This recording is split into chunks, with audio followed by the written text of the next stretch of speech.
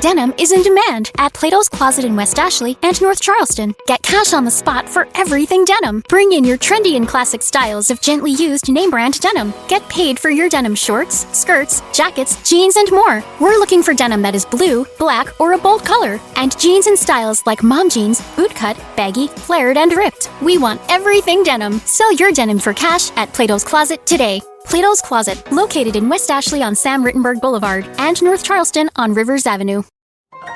This is a podcast from Minute Media. Hashtag no music, no intro. Well. It had to come down to this, didn't it? It had to. Like, typical Saints fashion, we talked about it. The Saints beat the Panthers 10-18 today in a defensive slog of a football game. I enjoy defense. Mm-hmm. Love watching defense. You know, and both teams play great defensively, Panthers and the Saints. But when I tell you, when you watch the Chiefs and the Bengals, you got playmakers all over the field, bro. Just then you switch to watch the Saints and the Panthers play. Oh my God! I just think it's beautiful that through the whole Sean Payton's experience, we've got both extremes. Like we've had the, Drew Brees versus Giants, 7 touchdowns, win with a field goal game. Like whoever has the ball last wins. Now we're like 10-13. You know what I'm saying? Just scratching and clawing, kicking field goals. Hoping one point to get you to win. You know what I'm saying? Like we've seen both extremes in this era, bro. Just the extreme gamut. But at the end of the day, the Saints did what they needed to do. They beat a Panthers team that a mentally tough team, bro. Say what you want, bro. The Saints mentally tough as fuck, though. Because them going down, was it 10-0? Yeah. I was like 10-3 or something like that. Yeah, something like that. I was like, oh, it's night times. Like, that's what I'm saying. I mean, that felt like they were up 20 points. It's like, oh, jeez, couldn't score points. I mean, like I said, bro, week to week, I don't care. You face them, you can't score points. I don't know what to say. It's like touchdowns, bro. You can't do one of the most fundamental things in the game of football. It's gonna be hard. All right, man. But I think you said it perfectly. This is a mentally tough, well-coached team. And we've talked about it before. Like, we have been on Sean's ass, deservedly so at times, but no one can question, for all the injuries, all the COVID issues, everything this team has faced. Every Sunday they come prepared, no matter the opponent. And I know we talked when we talked about not we don't want this team in the playoffs. Like we've said that numerous times. But at this point, fuck it, bro. Like give me chaos. Just burn it all down. Just give me fucking chaos. Because what I don't want, and I kind of said it a little earlier on last week's show, like it would just be like the most Saints shit ever is like next week isn't win and end for them. So for the listeners who don't already know, the best case scenario for the Saints to make the playoffs is as simple as this: the Saints beat the Falcons and the Rams beat the Niners. The Saints get the last seed. They're in at the 7th seed. Yep, that's simple. So it's all in front of them. And if the Saints win, it would be such the perfect thing for the Saints to beat the Falcons, to be 9-8, and then the Niners win, and now you get like a shitty draft pick, and you can't even be in the playoffs to cause any type of havoc, bro. What would we be picking if we were 9-8, beat the Falcons? We'd be at 15 or 19? Well, right now they're picking 15. So if they won next week, I don't know if that would drop them. Like, so I think the range that they're going to be picking is like 15 to 18. ish, or 15-19 ish. If they win, it's going to be lower. So, just let's talk about the Panthers game. Those first couple of drives when the Panthers was on offense, I was like, oh man, this defense on off-season mode, bro. I knew it though, man. I knew it. I was like, what the hell? But it's a divisional game. We were down Marcus Williams, but we had Mario Davis was back. Quan Alexander was back. But those first two drives, like damn, it was just death by 1,000 cuts, man. Sam Darnold was everything short. They were missing tackles. I was like, oh Lord, here we go with this. Here we go. It felt like week 2 all over again for a second, man. It was like, oh my God, here we go. But they clamped down, which is something when you watch this defense long enough, you realize they adjust really well, and they're really good at clamping down. And for Sam Darnold to have to dink and dunk down the field every possession is going to be tough. Tough day to do that all day. It was, and he couldn't do it. And speaking of giving credit, we got to give a lot of credit to this man.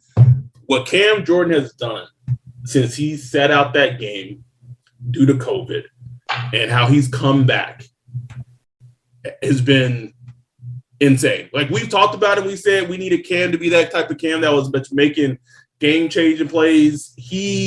I know he probably don't listen to the show, but it's like he done took note. He had 3.5 sacks today and 7.5 sacks over the last 3 games. That's really insane. And you can see it on film. It's not like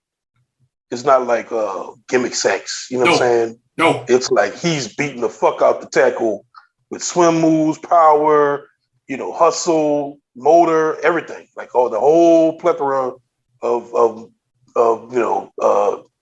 moves that you have. He's been using it. So I don't know if that. I think it's 2 things. I think he did just get a little fresher. I think he just needed just a little rest. Because the dude has not missed a game. It's 2011, bro, and he plays like 99 to 100% of snaps every game, which is ridiculous for a defensive lineman. Like that's out of the mind. You know what I'm saying? Also, got him a little week. Plus, I think 2 firsts coming back allowed him to not be, double teamed as much. So it just allows him to get more single matchups that he could kind of pick and choose the way to win, where to win at times. So I think it's just both of those things just coming to fruition for him, which is good, man. I'm happy for him because, the Saints need him. He's under contract next year, and I don't, if he could continue to just kind of keep that kind of level of play, just not because it looks like it was looking early this year like it was a drastic decline. Like, damn, they gonna time to cut him. You know what I'm saying? Time to cut loose. No, man. Like, even if you start limiting his snaps, he could just be like that Calais Campbell type, where he's just good, solid rock star, just a rock solid player. Yeah, he could play another 2-3 years, man, and hopefully. And I think that was the vision when they drafted Peyton Turner. Right. Reduce some of Cam snaps, still be able to have a decent pass rush, get to the quarterback. And obviously we know how that's gone, and more than likely we won't see him for the I doubt we see him for the season or the playoffs for the Saints make the playoffs. But I think that's their vision for next season, right? That they already picked up the 5th-year option on Marcus Davenport. You got Cam playing at a high level, and you just got to hope with that pick. Like Peyton Turner has to be good. Like, doesn't he? Like, I'm not trying to make light of it, or I'm not trying to joke, or not, for the long-term future of this team. That pick, the defense. Yeah, that pick in this upcoming off season, it's so crucial because if he's just okay or average or not good, that's That's bad. That's bad. And then you're forced into, I don't know how you feel right now. Like, do you feel right now like it's for sure 2 firsts is going to get a contract extension? Or is it more still borderline for you? No, it's still borderline. But he's on a 5th-year option next year. Right. So he's going to play for the Saints next year. But I think that's like the final, the final test. I don't think he's going to get an extension this year, though. Maybe they might try it. But, man, he still has more to prove. Not so much as a player. He's shown that he's a fine player. Still could, give us a little more in a lot of places, but he's a good player. But you still that injury thing is still, when is he going to pop up on that injury report? He needs to show he can last. I want to see him finish the season. He rarely finished the season. I'm gonna just finish this season, bro. Finish the season, whether that's next week or the playoffs or whatever happens. Just finish the season healthy, so we can just see what happens. But yeah, you're right, bro. Because this offseason, I don't know if it's gonna go like that, but they really should pretty much ignore defense. except for extending Marcus. Yeah, like extending Marcus. Extend PJ fucking Williams, bro. Can we pay the man, bro? Can we give some PJ Williams some love, bro? Pay the man, bro. This man went from vilified a villain, bro. We couldn't stand PJ at times earlier. Stand him, man. But boy, when that 26 come on, I was like, oh Lord. I still remember Calvin Ridley baptizing this man. But they have found the perfect role position for him. And to all credit to PJ, he is flourishing. Yeah. Absolutely flourishing in that role. Blitzing, coming off the slot, his run defense, he's in position to make plays. Also, I'm going to give a lot of love to the defense. It has been great to see CD Deuce have the bounce back towards the latter end of the season. Yeah, you're right, because he had some struggles early in the season. It was looking. I don't want to say it was looking bad, but it was like the level of play he played at last season. It was very sporadic, kind of up and down, being a season. But these last couple of games, this is the CD Deuce that he has to get extended. Like he's no question, crucial part of what the Saints do defensively. Got the game-winning interception. Saw more good plays from. I think you got to bring Quan back too, man. I really do. Like I get. I get they drafted Pete Warner, but I just can't see. But Quan is good, bro. Like they both bring 2 valuable different things, though. It's like completely. Quan is, he's that quintessential running chase linebacker, man. And he's explosive. He gives you those splash plays. He gives up some splash plays, but he gives you a lot of impact plays, man. And a lot of the things that used to burn Saints defenses for years, getting beat on the weak side, stuff like that. He's able to clean that shit up. And Pete Werner is good too, but he's just a different type of good. Like he's just like fucking fundamental, bro. Like just like it was a play. I hate to say it again, right way he needs to be. Right to be, bro. He just made one of the plays, and before Matt Millen even said anything, but good God, that announced team was garbage. Just awful. But Matt Millen did at times like make some good points, and I saw this one before you brought it up. There, like it was a run play to the left. Yeah. And Pete Warner comes crashing in to kind of seal the outside, so that no one can go outside. The running back can go outside. He goes inside. It ends up being a tackle for loss, on a run. Demar Davis. Demar Davis closed it up. Yep. So it's just it was, bro. Even the horse collar that Pete Warner got last week, where he just his speed just sliced in and just ripped. It was a horse collar tackle or whatever, but he just makes plays. Let's talk about the offense, bro. Okay, so let's preface this by saying the only quote unquote starter that was able to play today was Cesar Ruiz. That's true. Okay. That's very true. Got to prep. Like they're missing 4 players. So they're starting. That's huge. They're starting Hurst, Throckmorton, Clapp, Ruiz, and Jordan Mills at right tackle. I don't know. I don't know if they don't want to put more on display or if he's confused, but like you got the center in the first round, and when everybody hurt, he don't play center. That told me a lot. That told me a lot right there. Stood out to me a little bit, bro. Told me a lot right there. That's huge. Anyway, that said, I will say this. I think Taysom, as annoying as he could be, he had some probably one of, like, besides like the Falcons game the first Falcons game, I was one of Taysom's better games. Oh yeah, it was. You know, he made some real darts. Threw some darts. He threw it up there for Marcus Callaway. Marcus Callaway been good the last couple of weeks. He ran. I loved his decisions to run today. I thought he just ran when he knew he had to run. He ran, and he ran with a purpose. Yes, and he put his shoulder down. Fought for extra yardage and all that. Just keeping the drives alive when he could.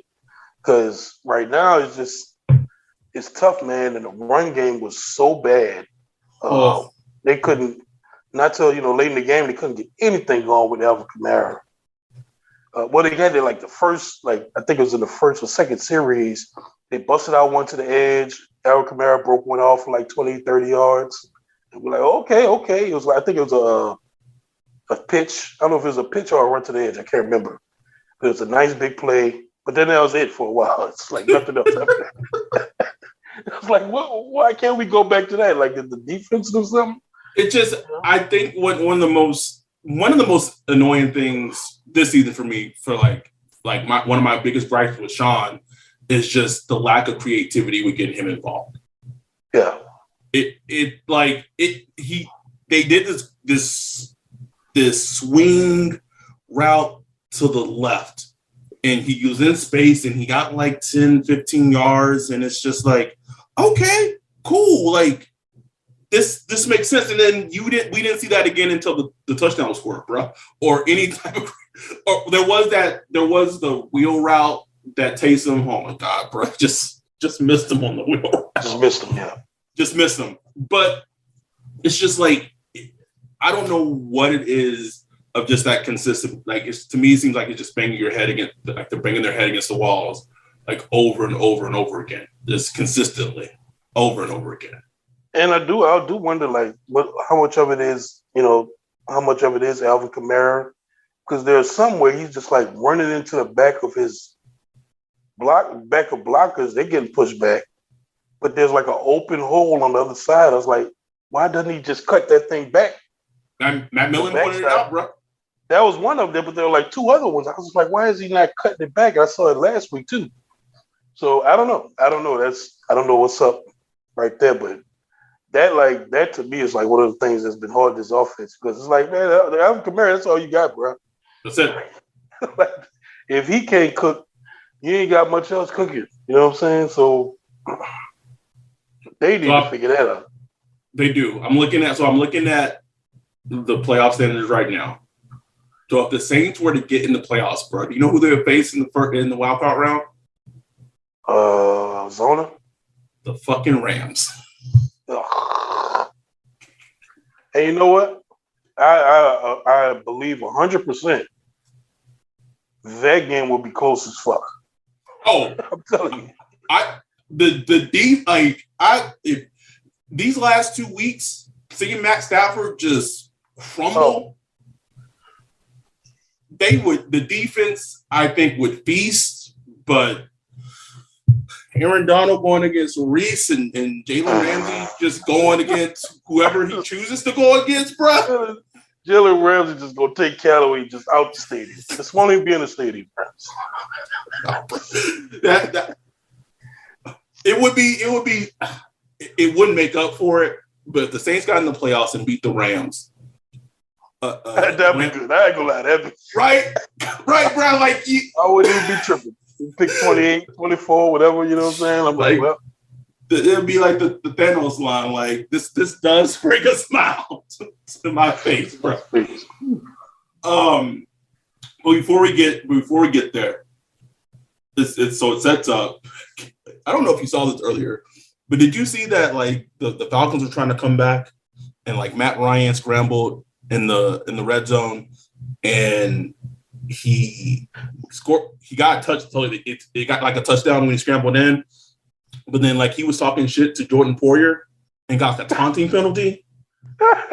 But then they reviewed the touchdown and realized that he was like he didn't get in, like he was down at like the 1, so they enforced the taunting penalty. And then they didn't score. They didn't score touchdown. Oh man, I saw somebody tweet that, bro, but I didn't see it. Oh. Comedy. That said, of course, it sets up Falcons and Saints. We wouldn't have it any other way. We're gonna have our Falcon preview and all that. All I want to say is, I hope Dennis Allen was taking pointers, because whatever they tried against Cordero Patterson last game, didn't work, bro. Didn't work. Don't tear that up. Figure out something else, bro. I need something else. Kyle Pitts, well, again, we'll talk about this in the preview show. He pulled up lame. I don't know if he got like a hammy injury or what, but if you're the Saints, you have a moribund Falcons team. Kyle Pitts may be gimpy. Calvin Ridley hasn't been there the entire season. The Falcons' offensive line ain't good. Like it's laid out. Even if the Niners win, to go 9-8, yeah, and I think what that would send a message. Like, could you imagine being Russell Wilson being like, "Damn, these niggas went 9-8." Yeah, 9-8 with all this shit. With all this, I think you could put you could wear that. You know what I'm saying? You could wear it on your chest, like Russ, Russ missed like 3 games, and they're like what 5 or 6-10. It's like they did this at 9-8 in their division. They swept the Bucs without a quarterback. We pretty much didn't have a quarterback this season. I just think, draft wise, and I get it, and trust me, because I see the timeline, I see the tweets that people just want the Saints to lose, and I do too. To a degree, like I could talk about the Saints losing all the time. Like it's easy to talk about, but when the game starts, it's on. I can't. And I could never root against losing to the Falcons. I mean, I never root for losing to the Falcons. Ever. No, can't do it. Won't do it.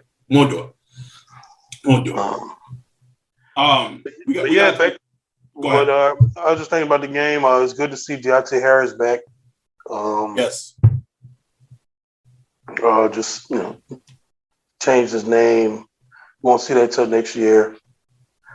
But just good to see him back. It was just crazy though how he was suspended, but then when he was off suspension, he got COVID, so he had to miss another week. You know what? That's just the most Saint shit. But he got off of it.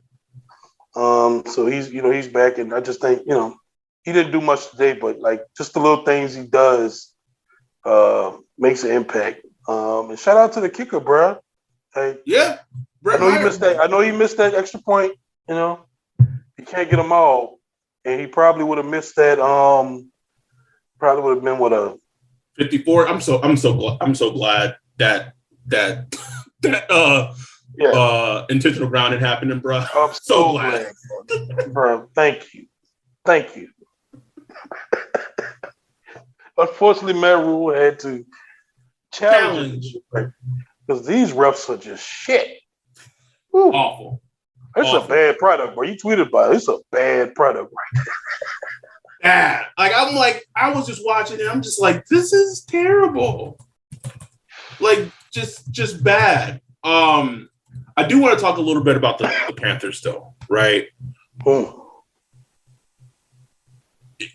I kind of wanted Cam to get in there just for Cam Jordan to sack him one more time in the Panthers jersey, just for just for old time's sake. I was hoping for it, but it didn't happen. This team is shitty, bro. This team is shit. Like, I know, like, they played hard, and the Panthers D, you know, I know they went against the Saints offense. I get it, but the Panthers D, you know, very prideful group. They are 5-11. So I apologize. So the Seahawks are 6-10. So the Panthers are 5-11, and they're sitting at having the 6th overall pick in the draft after having the 8th overall pick last year, and they've already picked up Sam Darnold's 5th-year option after they traded for him, which made no sense. No sense why they did that. And it's just like, what the fuck is Matt Rule doing? Like, I don't. It's gross. It sounds like he's going to come back for one more season potentially. And when I read that, I was like, thank you. Good, yeah, we'll take it. You know, but like you said, the process is working. Trust the process. You know, he probably gonna have some lines about Nas or some shit today. You can hate me now. Lil Wayne or something. Lil Wayne started out as the 3rd hot boy. You know, that Juvenile said from the 99 2000s. It just seems like a very rudderless team. And if you read reports, it sounds like Dave Tepper is fed up, you know, just wants a decent product, and they currently don't. You talking about somebody that worked like $30-something billion, and they putting out this product? Come on, man. They ain't gonna fly for long, bro. They ain't gonna fly for long. The man had the cash to buy an NFL team. That's wild. Think about that. Like, you got to put up something like 51% cash to buy an NFL team. Cash. So he had to put up like $1.5 billion cash, not stocks, not cash, dividends, cryptocurrency, none of that money, NFTs. like motherfucking USD dollar, motherfucker, and he had that shit. And you think that man gonna listen to some Matt Rule talking about some Jay-Z? Man, fuck out of here, man. So I don't know. It'll be interesting. It's just. Cam did come in for that one snap. It was just sad, bro. I was like, damn. Then he ran to the sideline. He was pointing to his thumb or something. Like, yeah. I was like, man, it's like, bro, like, why you came back, bro? Like, after that we back game, you should have just left after that. just that was it. His mic dropped. So speaking of the NFC South, we gotta talk about that Jets and Bucks game, bro. Oh, first of all, imagine being a Jets fan. Bro, you up like 24-10 on the champs. And one of the dumbest decisions I've seen in a long time. And you know how I feel about going forward on the 4th down thing. But like, the Jets had the ball in Tampa Bay's end zone, had a chip shot field goal. It got to 4th and 2, excuse me. And the game getting close. This would have put them up a touchdown. All right. They decide to go for it on 4th and 2. But what's even worse is they decide to go for a quarterback sneak with fucking Zach Wilson against the Bucks. The Bucks defensive front. Come on now. And then, like, of course, they don't get the 4th down, and now they end up being down 4, and then Tom Brady with no timeouts with like 50-something seconds goes down and scores a fucking touchdown, and now they fucking lose because it could. I mean, would the Jets would have won in overtime? Probably not, but at least they would have given themselves a fucking chance. Or if you're gonna go for it on 4th and 2, can it be like some type of creative? And that's what it gets me, man. That's what gets me. Man. Can it be a creative fucking play call that at least you give yourself a chance at fucking converting? 4th and 2 with Zach Wilson's frame against the Bucks front. What? 4th and 2, not inches. Not 4th and inches, bro. Like, what are we doing? But the biggest story of the game, obviously, is this does bring me joy. Just seeing how this whole AB situation is fucking exploded in Bruce Arians' enabling ass face. Fuck his red face. Like, oh, he said, was leading up to this week saying, after the whole vaccine thing, I talk to ABs, he's just seems like a really, really changed person. No. Like, and I don't, okay, let me say this. I'm not the type of person, with the field that I work in, I always advocate people getting mental health, getting that shit checked out. We done podcast episodes about it. Yeah. But I don't get, why is that everyone's first fucking statement? Oh, I hope AB gets some help. Or it could be like AB don't need no help. It could be like this is just fucking him. Like this is fine. AB, right? Exactly. He is fine. There is. I don't. Like actually, is they're shining a bad light on people with actual mental health problems. Thank you. It's like this motherfucker just an asshole, bro. Just an ass, and there's a documented trail of it dating back to when he was in Pittsburgh. Bro, do you know how bad you got to be when Ben Roethlisberger fucking says something? You're like, damn, Ben Roethlisberger's right. He quit on him. He quit on the Steelers when they got a chance to make the playoffs. Quit on the Steelers. Oh, that's right, because it was the Saints game, and then he did. That's right. And then he fucking torched Lattimore all game. They lost, and then the next game they had, it was a long shot, but a try for the playoffs. He quit on the That's team. right. And Mike Tomlin suspended him or didn't let him play, and then he just went home. Yeah, that's right. And then he gets traded to the Raiders. Doesn't play a down for the Raiders, bro. Not down. Goes to the Patriots for like a week.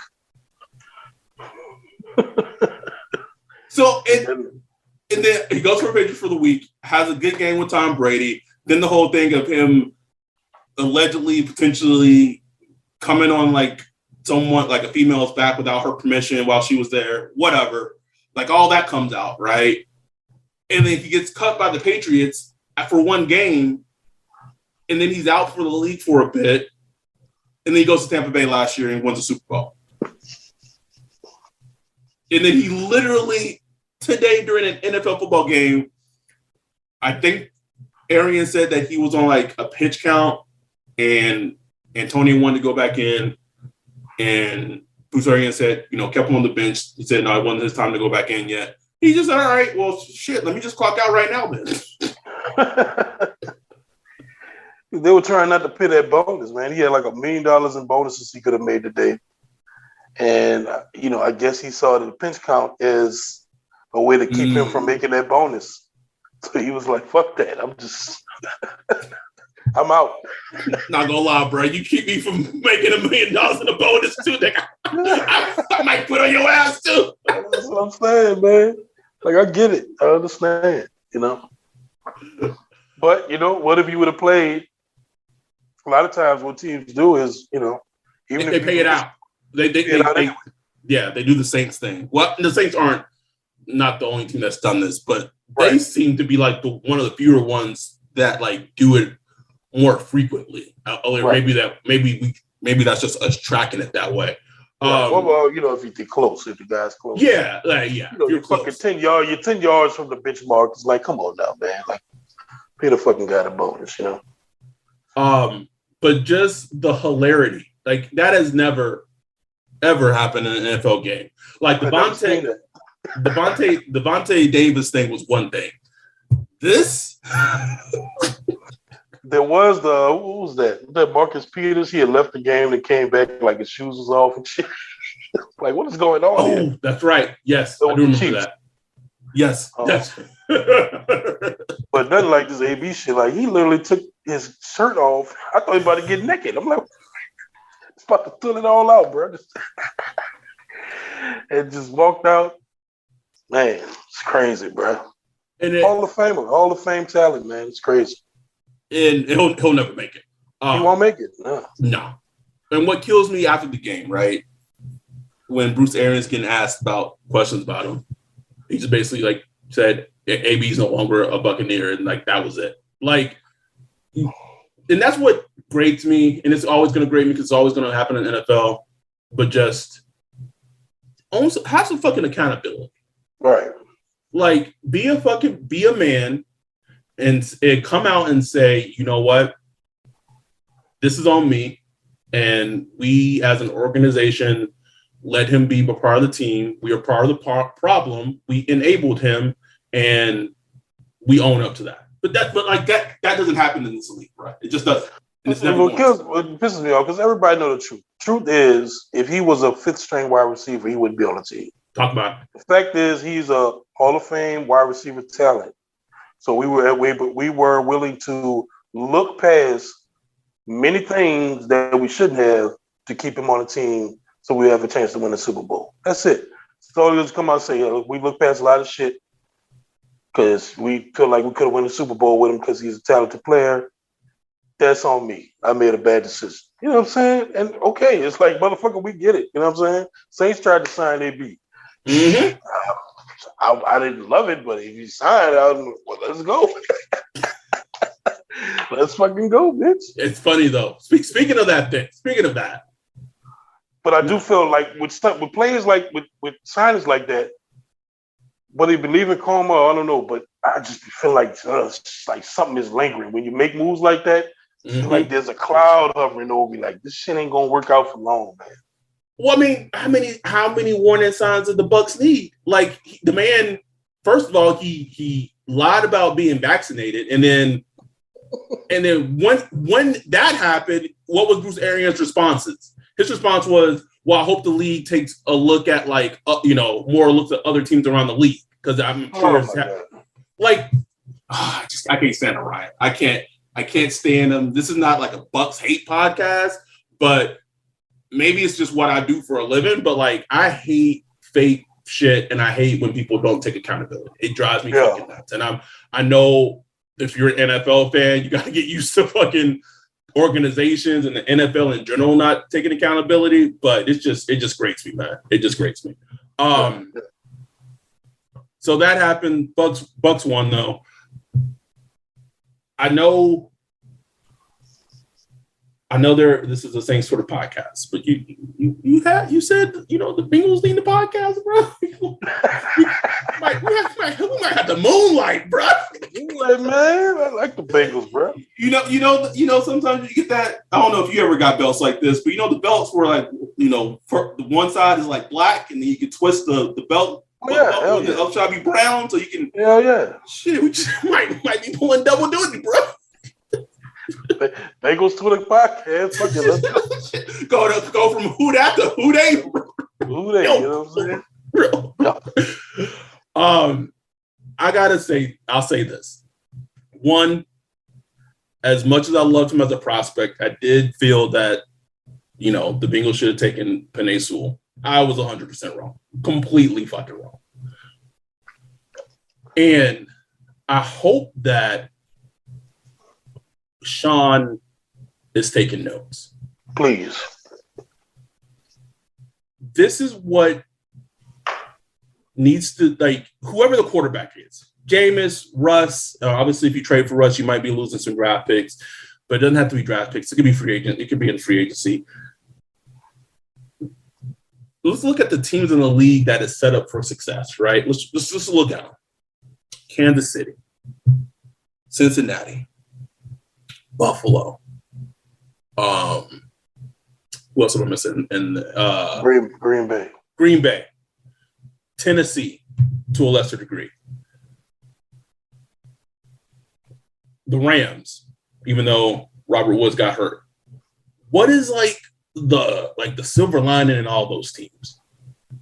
Got talent on offense, man. They got talent on offense, bro. And it's not close. Like,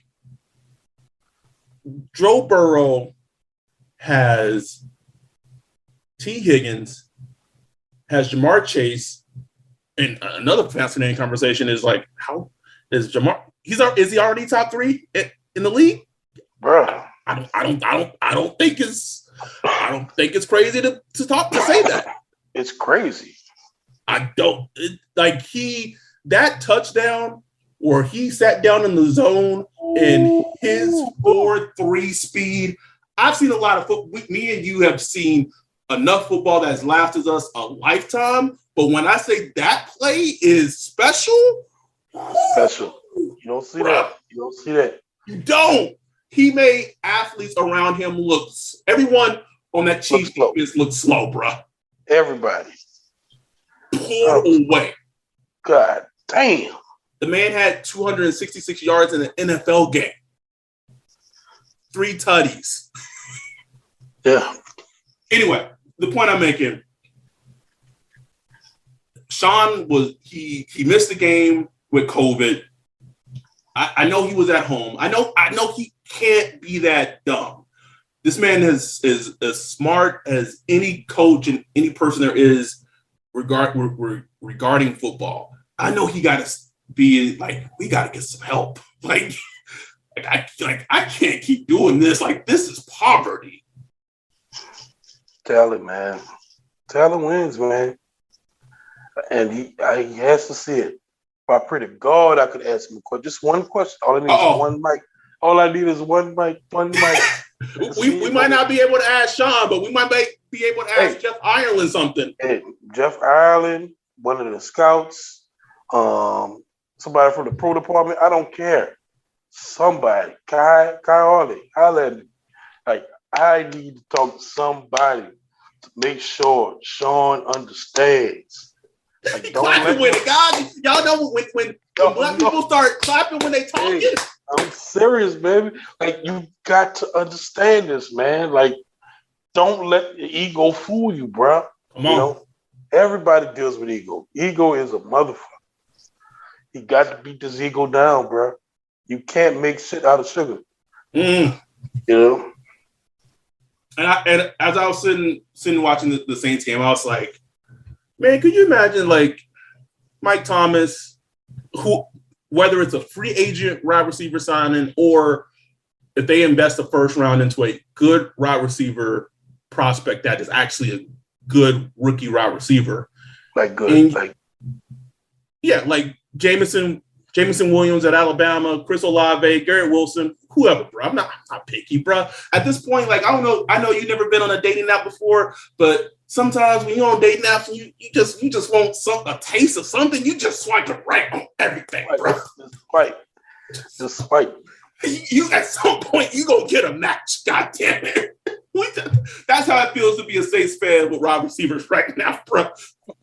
He's young, he can catch, he can run. I'm just swiping that bitch. Just anybody. And I was like, man, you slide Callaway down to like wide receiver 3, wide receiver like. Now you're cooking because he's going against number 3 corners and linebackers and safeties. Like the pecking order is restored. And you got Deontay Harris at 4th wide receiver. You know what I'm saying? And just sprinkle him in. It just all makes sense then. You know what I'm saying? It just all like, okay. But it's just like, you know, it all got broken, man. It all got broken. Mike Thomas, that was the first notch. Emmanuel Sanders leaving, 2nd notch. Them not drafting anybody, 3rd notch. It's just all broken, man. It is. Depending on Troutman. Oh. Like, I know we hated Jared Cook. And it's deserved. But it's like, they really believe Adam Troutman would take that step. They did. It was the self-scouting. And sometimes games can be fool's gold, right? Yeah. Perfect example. The Callaway game against the Jags in the preseason. Fool's gold. Fool's gold, boy. Jamar Chase dropping balls and looking like he didn't belong in the preseason. Everybody remember that, huh? Fool's gold. You know another game was fool's gold? That Allen Trapman game last season against the Bucks. I I say that to say sometimes like I understand why. Like you even us, we saw that Troutman game against the Bucks last season. Like he made that move on Devin White. We was like, whoo. And you just, if you go in their mindset, just thinking the player going to take another step, blah, blah, blah, and they play, like he's not even the same baseline, bro. He's regressed. Mm-hmm. He's regressed. Where to the point where you looking like we might have to sign a tight end in free agency or maybe draft one, and he becomes tight end number 2. Like that's the level of his regression as a player. And so I think you said it perfectly, right? Someone in the pro scouting department. So pro scouting scouts other teams who like upcoming free agencies or whatever. They do the self scouting. Just talk to somebody. Just talk to somebody. Right. Like, I was watching, I don't know if you saw any of the Ohio State game. I think it was on Saturday or whatever with it was Marvin Harrison Jr. I know he's not eligible for the draft. And then Simba, he put up like 320 receiving yards in a bowl game, bro. Wow. At Ohio State. He's a sophomore, so he's not going to. So it's just like, can we get a player? We got a dog in Mike Thomas, but right now, I don't know. We don't know. I would not even include Mike Thomas in the evaluation right now.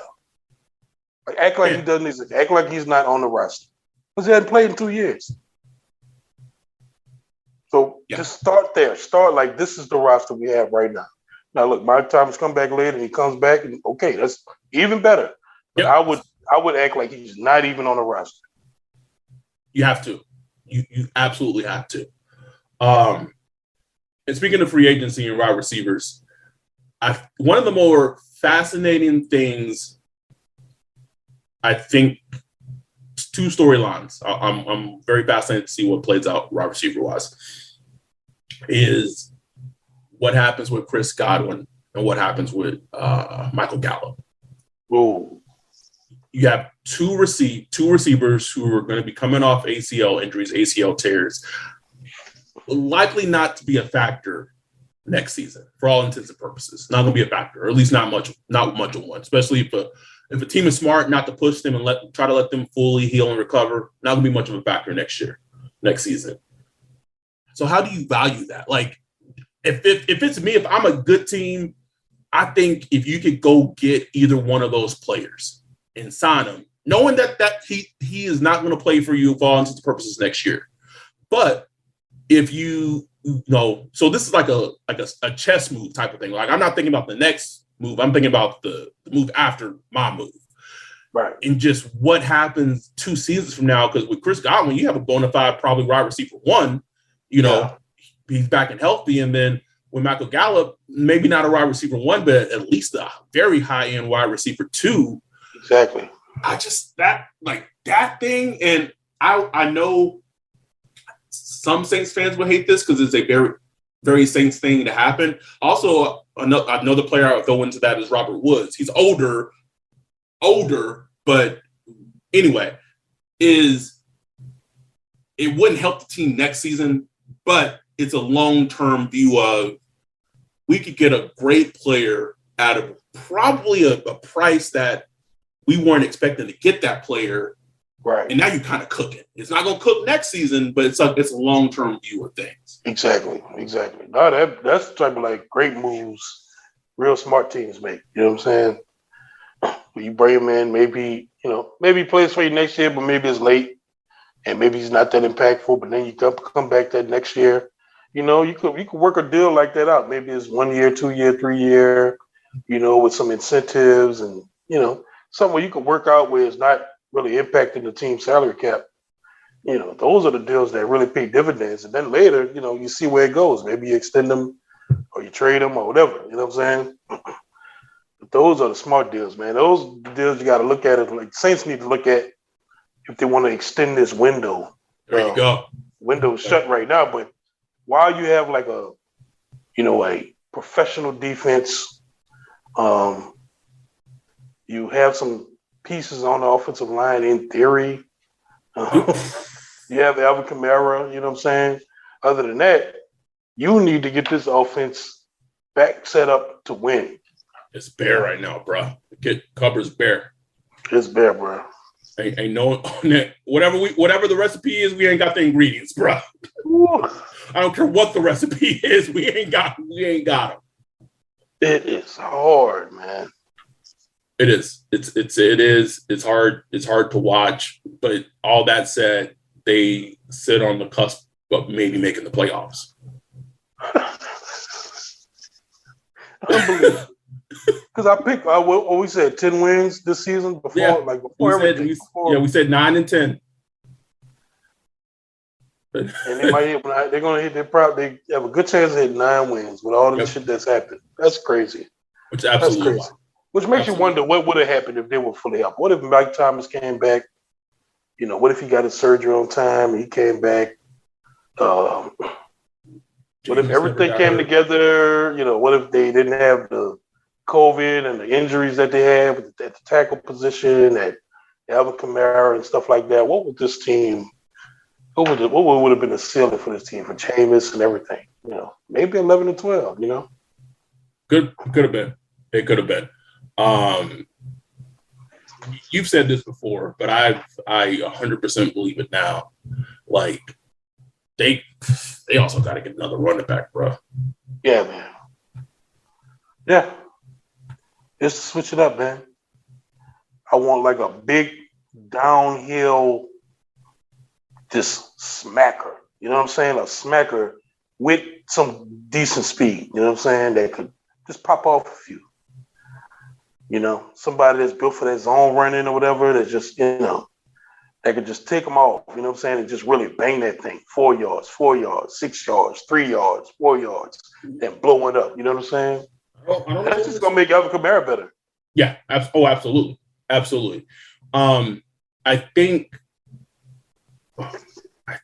something that Saints fans have to realize, I've said it before, I'm going to keep saying it because it might happen, is that there are more holes on this offensive line, even when the offensive line is completely healthy, than I think people want to admit. Obviously, a big factor in that is what happens with Tehran, or what the team decides to do with Tehran or not do with Tehran. But we talk about offense, we talk about recipes. I know no one like to, everyone likes to put in like cinnamon and all that, but like some people don't like to put in like the really important ingredients, and it just wouldn't shock me. I don't know how, but it wouldn't shock me if it's draft that they may invest in offensive line. It just wouldn't, man. And look, it stinks, it sucks, it's hard to swallow because it'll be admitting that the 2020 draft was a complete wash. Yep. Which we know it is, but it'll be admitting that. But they might have to, you know what I'm saying? Like, just if they want to stay good, they might have to draft a guard or a tackle in the first round. And that's actually okay. It's okay if they do that. It's not a bad decision if they do that. You just got to be a good player. But you got to be a good player. They have to hit on this player, bro. Like, they got to hit on it. I think, bro, it's to the point where with whoever this pick is, assuming they keep the pick, and if it's not traded to get Russ, who I know is lying, but Russ looked pretty good today. I know it's lying. I know, but Russ looks all right. Also, it wasn't lost on me that that Schefter report came out this morning. Talking about Russ and Carroll potentially playing the last game in Seattle today, and I just think all the signs are pointing that marriage is coming to an end. It does seem like it. It really does. And I don't know what the list is. It used to be Bears, Cowboys, Saints, and I can't think of the fourth two. But the only viable team, and if you look at the updated list, so that list was last year, but the updated list was Saints, Giants, and Denver. I don't know, man. It's going to be fascinating. I would easily, we talking about players, and like at the end of the day, we talking about these players, the player, whoever they draft, got to be good. whoever that player is a fucking lot. It's a lotto ticket. That lotto ticket might hit, but I know for certain that Russell Wilson is who he is, and he plays the hardest position to play in football. And if that involves, trading that pick, trading next year's first, and they want, if there's a player that the Seahawks may want, it is what it is. You got to just you got to make that trade. I think if Seattle's willing to give you Russ for 2 first-round picks and a player, I think you got to make it. You do. Got to make that trade, bro. Would you? So it's my question. Would you make? Is there any player on the team that's not tradable? The only one I struggle with is Kamara. Yeah. Because it's beyond football. I have a love for Kamara. You know what I'm saying? Like I get it, bro. It's like it'd be like the Jimmy Graham trade, but even worse, man. Oh man, it'd make me sad, bro. Like it would actually make me sad. If we traded Kamara to the Seahawks, it would actually make me sad. I'd get over it eventually, but that's the one player that it doesn't make me feel good. It doesn't make me feel good, and I know like you're getting Russell Wilson, but it just don't make me feel good. Everybody else would take him. I don't care. Would you rather? So this is what we have off season to talk about this, but it's kind of fun to talk about now before we wrap things up. Would you rather trade for what, Russ, including you giving up AK to do that, or keep AK and potentially either drafting a weapon with the first round pick, or them going quarterback and just hoping that whoever those players are, that the scouting did his job and that player is good?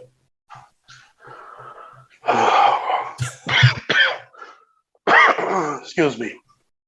Man, I don't know, man. I think I'd go to ladder and just see. Because at the end of the day, at least that'll be fun for the short term. Just, start with a new quarterback. Because, man, the stress, man, you bring Russell Wilson in, oh, man, it's like Super Bowl or bust. It's like, just set up for sadness. Like, you know what I'm saying? Like, it's going to be. It was like every season the Saints had after the 17th season for like all of Drew's last years, bro. The last 3 years of Drew's career. But even worse, because you got to think of the cap implications and the lack of picks. Yep. Because right now, as the offense stands, he'd be walking into a worse offense than he in right now. If you're trading Russ, because you be trading AK and the first round pick. And picks, so like to add weapons, to add whatever, it gets dicey, bro. and money because no quarterback gets traded at that level without a new contract. No, none. So it'll just be, you know what I'm saying? It'd be like just one of those gift and the curse type of things that might not play out well for like the first 2 years, and then, you just open down the line that works out. So I would probably rather go to ladder. Still probably might not work out, but at least it'll be like fun analyzing a new quarterback. Like, say you draft a quarterback in the first round. That'd just be fun. The first season, you're not going to the Super Bowl or nothing. You know what I'm saying? So it's just like, let's just look at this quarterback and see how he does. And like we talked about the rookie quarterback contract, boy, that's like, you can get one of those. That's a huge advantage you have over the rest of the teams in the NFL. Huge. That's in the Powerball in the NFL. Yeah. So it's in the Powerball in the NFL. You look at the Patriots, they clinched the playoffs today. Probably, most likely won't go to the Super Bowl. But, you know what I'm saying? They know they got like some solid play at the quarterback position. So they just got to build up from here. They don't have to worry about no big contract for the next 3-4 years. They could just build up talent on the wide receiver, tight end, offensive line, defense, You know, you just feel more refreshed. It's like buying a new house. It's like buying a new house, and you get to put in all your little accents, change the color of the wall, put up some cabinets you want. Do you want granite or marble top countertops and all that shit? You know, you just make it for your own. You know what I'm saying? So there's the advantage of that. Whereas, you know, buying a house has already been made and owned, and you just got to kind of take what somebody else built. Yeah, that's a great point. It's an absolutely great point. I'll say this before we go. I watched a drive, one offensive drive series of Malik Willis last night. You know, I was sitting in front of my, you know, shout out to my girl getting me this 32-inch gaming monitor for my Christmas presents. Are you gonna speak on the 83, bro? The 83-inch? See, I don't want to speak on it because then everyone think I got money on the pod. Yeah, floss, nigga. It's not mounted yet. It's not mounted yet. It won't be mounted until Friday. But talk your shit, boy. Anyone looking for a great deal on an 82-inch TV and got a Costco membership, just check it out. That's all I'm saying.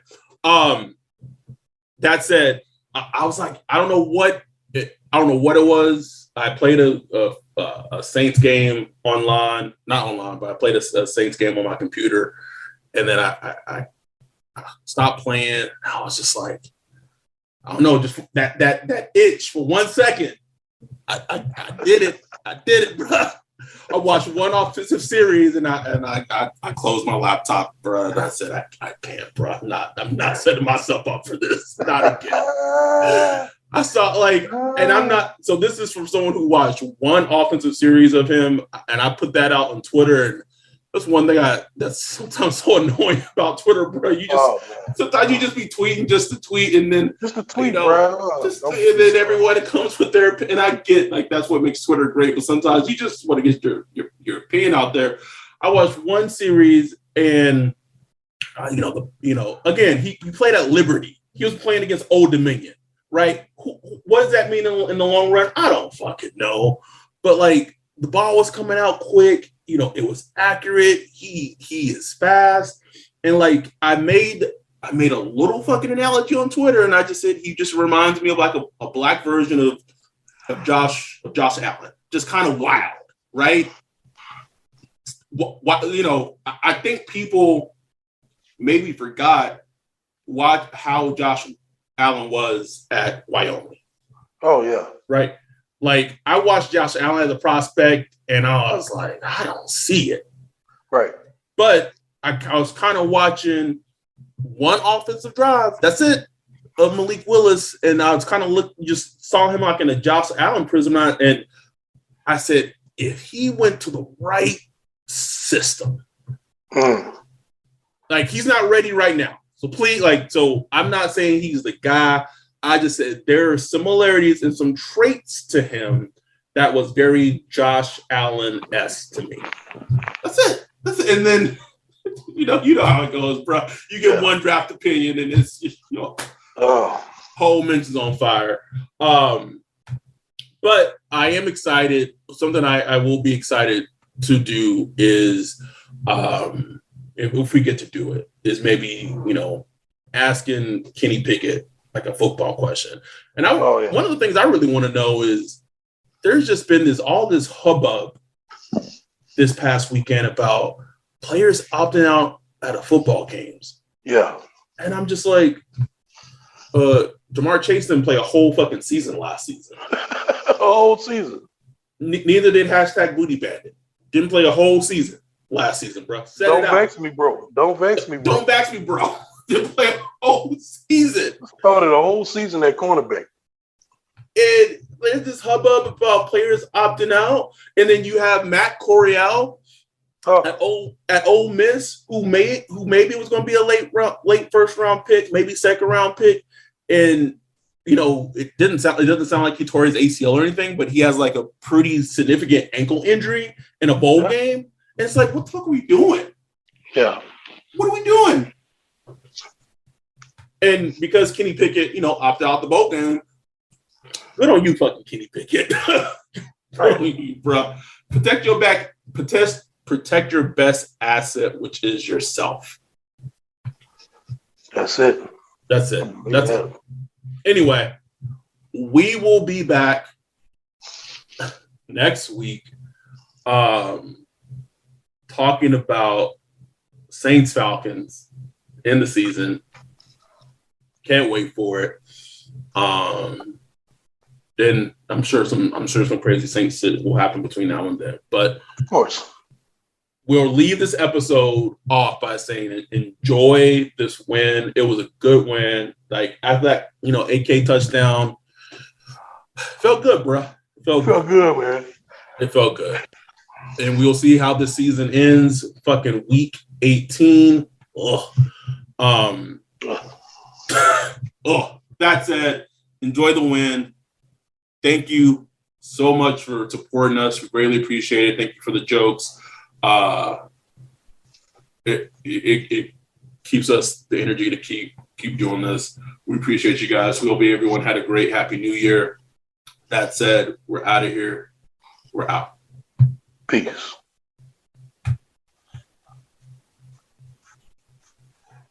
Denim is in demand at Plato's Closet in West Ashley and North Charleston. Get cash on the spot for everything denim. Bring in your trendy and classic styles of gently used name brand denim. Get paid for your denim shorts, skirts, jackets, jeans, and more. We're looking for denim that is blue, black, or a bold color, and jeans in styles like mom jeans, bootcut, baggy, flared, and ripped. We want everything denim. Sell your denim for cash at Plato's Closet today. Plato's Closet, located in West Ashley on Sam Rittenberg Boulevard and North Charleston on Rivers Avenue.